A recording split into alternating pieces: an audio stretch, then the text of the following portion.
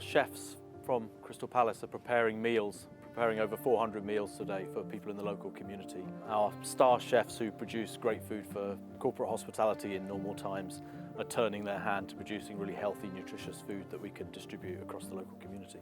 All the meals we do is we try to make something which is healthy, balanced, and it's got all the nutrients, so it's something very important for us. So at the moment we only have 2 chefs which are quite separated between each other, with obviously the stove and then the fridges. The same for the kitchen porters, and in terms of packaging we are also only 2 packaging. As you can see on the floor, we got the distance marking for 2 meters. We're wearing our PPE kits as much as we can regarding the packaging. So everything is very well done in terms of keeping everything safe for everybody, including my staff, because this is important. Today we're doing like a nice chicken stew, which is nice chicken breast, which has been roasted with some carrot, celery, some nice spices, and then served with some tomato sauce and some rice. So produced here on the day, and then it's packaged and then sent straight away to City Harvest for collection and deliveries. So we're working with a fantastic partner, City Harvest, who specialise in delivering food to the charity sector, to the most needed people.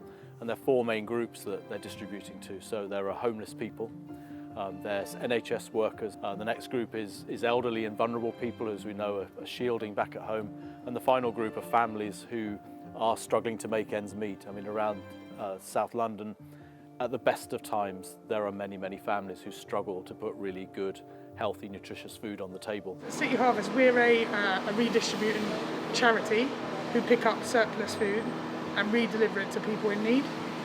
So that could be mothers and baby units, hostels, alcohol and drug places. So I'm going to a hostel straight from here, which is in South, and then that's my only drop today, but I'll ring the office and they'll give me some more drops en route, sort of thing, in South.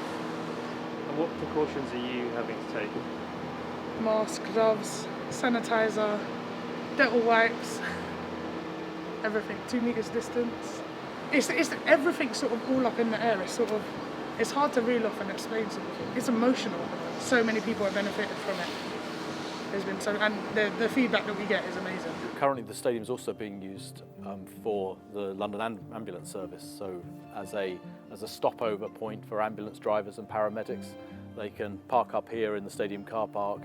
We've given them a base within the porter cabins within the stadium. We're also providing some of the food, so some of the food that Julian, the chef, and his team are producing goes to those guys who then can have a healthy lunch, rather than having to rush off to Sainsbury's to go and buy a packaged meal. We have been raising money through the Palace for Life Super Draw, so the money raised through that for the first couple of times went to local causes, so the local food bank, the local Croydon NHS, and now for the Palace Kitchen to support that. But in a few weeks' time, we hopefully will be back and running, and that's when we're going to need to raise money more importantly than ever, because local young people across the area are going to be struggling more than they ever were. So we're still optimistic, Chris, to do the Marathon March on the 10th of October.